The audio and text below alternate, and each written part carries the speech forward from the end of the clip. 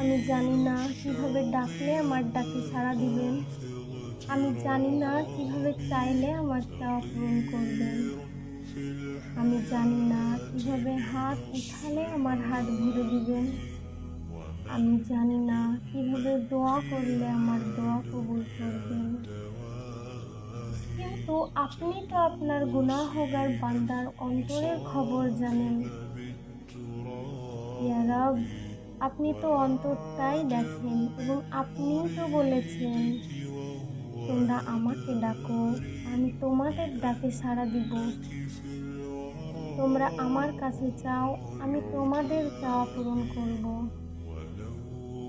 আপনি তো বলেছেন, খালি হাতে ফিরিয়ে দিতে আপনি লজ্জাবোধ করেন। আমি অযোগ্য, আমার যোগ্যতার বাহিরে আপনি অনেক কিছুই দান করেছেন। আমি আবারও বিশ্বাস করি আপনি আমাকে নিরাশ করবেন না। আমি জানি আমি ছাড়া আপনার অনেক উত্তম বান্দা আছে, কিন্তু আমার আপনি ছাড়া কেউ নেই ইয়া রব। আমার আবদার করার মতো, ডাকার মতো, চাওয়ার মতো আপনি ছাড়া আর কেউ নেই ইয়া রব। আমি দুর্বল, আমার ধৈর্যের পরীক্ষা নেবেন না।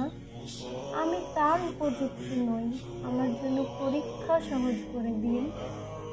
আপনি আমার ডাকে সাড়া দিন, আমার চাওয়া পূরণ করুন ইয়া মালিক।